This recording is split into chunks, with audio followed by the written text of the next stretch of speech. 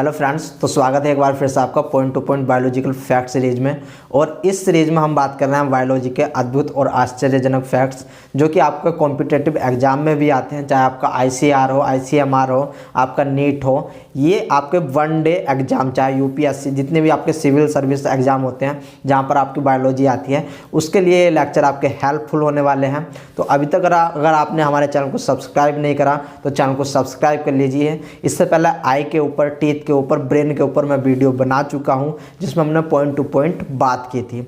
ये वीडियो जो बनने वाली है हमारी लीवर के ऊपर बनने वाली है और इसमें हम लीवर के कुछ आश्चर्यजनक और अद्भुत फैक्ट्स जानेंगे। लीवर हमारे शरीर का दूसरा ऐसा अंग है जो कि सबसे ज़्यादा काम करता है। पहला अंग हमारा हार्ट है जो कि बिना थके हमारा ब्लड को पंप करता रहता है, जबकि जो दूसरे नंबर का हमारा जो ऑर्गन आता है, जो अंग आता है, वो लीवर आता है। क्योंकि लीवर हमारे लगभग ऑलमोस्ट 500 यानी कि 500 प्रकार के डिफरेंट फंक्शन हमारी बॉडी में करता है। याद रखना, जो हमारा लीवर है, लीवर हमारे शरीर का दूसरा सबसे बड़ा अंग है। और याद रखना, ये सबसे बड़ी ग्रंथि है। जो लीवर है हमारे शरीर की सबसे बड़ी ग्रंथि है और लीवर को दूसरे नामों से भी जाना जाता है, जैसे कि यकृत या फिर जिगर, ठीक है, इन नामों से हमारा जाना जाता है। यहीं से एक सवाल आता है कि हमारे शरीर की सबसे बड़ी एंडोक्राइन ग्लैंड कौन सी है। तो याद रखना, हमारे शरीर की सबसे बड़ी एंडोक्राइन जो ग्लैंड है वह है थायराइड, जो कि हमारी नेक में पाई जाती है। इसके बाद याद रखना कि जो हमारा लीवर होता है वो हमारे शरीर को डिटॉक्स करने में हेल्पफुल होता है। यानी कि जो हमारा लीवर होता है हमारे शरीर से मैल, मल, मूत्र इत्यादि का जो निकालता है वो कौन करता है, वो लीवर करता है। ठीक है, लीवर हमारे खाने को पचाने में हेल्प करता है। एक प्रकार से डाइजेस्टिव ग्लैंड के रूप में भी लीवर को जाना जाता है। तो ये आप ये बात याद रखना। अब देख लेते हैं थोड़ा सा कि जो लीवर की स्टडी होती है उसको बोलते हैं हेपेटोलॉजी, और जो इसमें कोशिकाएं पाई जाती है लीवर में वो कहलाती है आपकी हेपेटोसाइट कोशिकाएं कहलाती हैं। याद रखना कि लीवर को हमारा chemical factory of human body के नाम से भी जाना जाता है, क्योंकि लीवर ऑलमोस्ट 500 फंक्शन को परफॉर्म करता है। इसलिए लीवर हमारा बिजिएस्ट ऑर्गन में से जाना जाता है। सबसे ज़्यादा बिजी ऑर्गन आपका हार्ट होता है, जैसे कि मैं आपको पहले बता चुका हूँ। दूसरे नंबर का आपका लीवर आता है। याद रखना, हमारे शरीर में अमोनिया भी बनता है, यूरिक एसिड भी बनता है और यूरिया भी बनता है।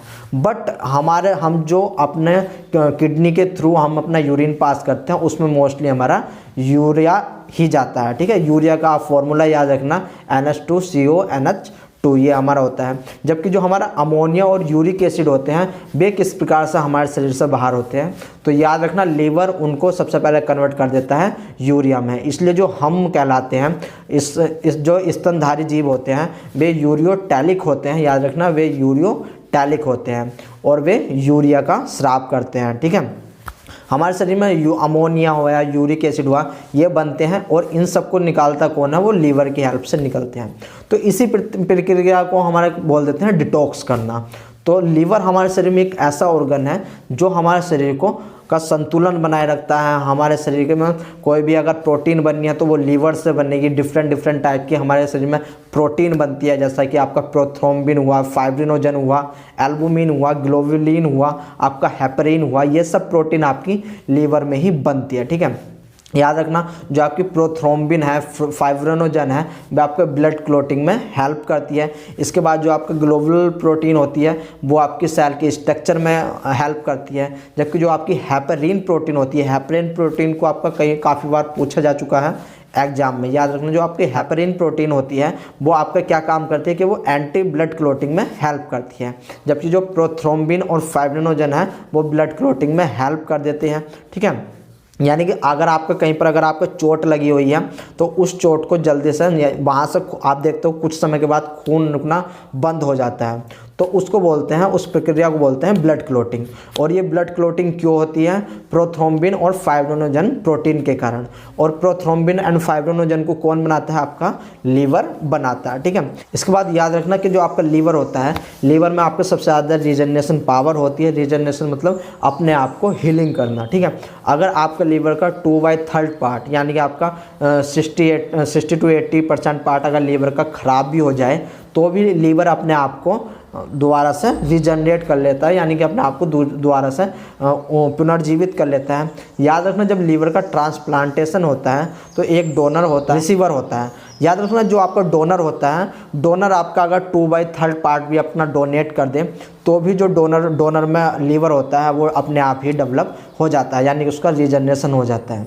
जबकि जो हमारे शरीर में ब्रेन पार्ट है, ब्रेन का रीजनरेशन सबसे कम होता है। इसके बाद याद रखना कि जो आपका लीवर होता है वो फैट को स्टोर करके रखता है, कुछ विटामिन को स्टोर करके रखता है। जो विटामिन आपके फैट सोल्यूबल होते हैं उनको, फैट सोल्यूबल विटामिन आपके कौन से होते हैं, एडक, यानी कि ADEK, एडक, ठीक है। और वाटर सोल्यूबल विटामिन आपके कौन से होते हैं, WBC, यानी कि water soluble B and C, ठीक है। मैंने आपको पहले बता रखा है इनके बारे में। याद रखना जो हमारा लीवर होता है वो विटामिन ए का प्रोडक्शन करता है। विटामिन ए प्रोड्यूस कौन करता है, आपका लीवर हमारे शरीर में, ये बात आपको याद रखनी है। इसके बाद जो हमारा लीवर होता है वो कार्बोहाइड्रेट को ग्लाइकोजन के फॉर्म में स्टोर करके रखता है। ग्लाइकोजन यानी कि ग्लूकोज से जो कार्बोहाइड्रेट होता है, जब हम कार्बोहाइड्रेट को लेते हैं तो पहले वो ग्लूकोज में जाता है, ग्लूकोज से वो ग्लाइकोजन की फॉर्म में आता है और ये स्टोर होता है आपके फैट में, ठीक है। इसके लिए आपका एक हार्मोन्स काम आता है जिसका नाम होता है इंसुलिन। जो आपका इंसुलिन होता है, इंसुलिन क्या काम करता है, वो बीटा पैनक्रियाटिक सेल से जनरेट होता है।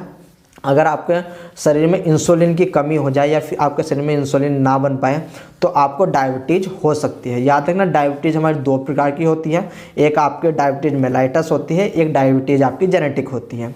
जो डायबिटीज़ मेलाइटस होती है वो आपकी ब्लड में जब इंसुलिन की कमी हो जाती है तब होती है, ठीक है। इसी प्रकार जब हमने पैनक्रियाज देखा तो पैनक्रियाज के बारे में थोड़ा जान लेते हैं। जो आपकी पैनक्रियाज होती है उसमें 4 प्रकार की सेल होती है। एक होती है आपकी अल्फा सेल, एक होती है बीटा सेल, दूसरी आपकी डेल्टा एंड गामा सेल होती है। जो आपकी अल्फा सेल होती है वो ग्लूकागॉन का निर्माण करती है, जो बीटा सेल्स होती हैं वे इंसुलिन का निर्माण करती है। जबकि जो आपकी alpha and gamma cell alpha और डेल्टा सेल होती हैं वे आपका इनमें जो हार्मोन्स है इनके सेक्रेशन में हेल्प करती हैं। और पैनक्रियाज एक मिक्स ग्लैंड होती है। याद रखना पैनक्रियाज एक मिक्स ग्लैंड होती है। इसके बाद जब हम खाना नहीं खाते काफ़ी दिनों तक तो क्या होता है कि जो हमारे शरीर में ग्लाइकोजन स्टोर हुआ है वो ग्लाइकोजन दोबारा से ग्लूकोज की फॉर्म में जाता है। इसमें आपका ग्लूकागॉन हेल्प करता है। याद रखना जो हम एनर्जी का यूज करते हैं वो ATP के रूप में करते हैं। याद रखना जो आपका लीवर होता है वो वाइल्ड साल्ट फॉर्मेशन में हेल्प करता है। जो आपका वाइल्ड साल्ट होता है वो ग्रीनिश येलो कलर का होता है और इस वाइल्ड साल्ट में हमारे बिलिरुबिन पाया जाता है, आपके बिलिरुबिन एसिड पाए जाते हैं, वाटर पाया जाता है, कोलेस्ट्रॉल पाया जाता है।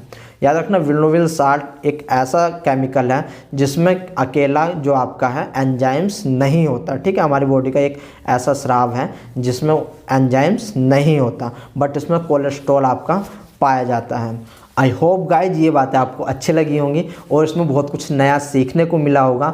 अगर इसमें कुछ भी नया सीखने को मिला है तो चैनल को लाइक ज़रूर करें, सब्सक्राइब करें। इसमें काफ़ी कुछ रह चुका है, अगर आपको वो भी जानना है तो आप कमेंट कर सकते हैं। मैं इसका दूसरा लेक्चर बनाने की भी कोशिश करूँगा। इसी के साथ साथ गुड बाय एंड टाटा।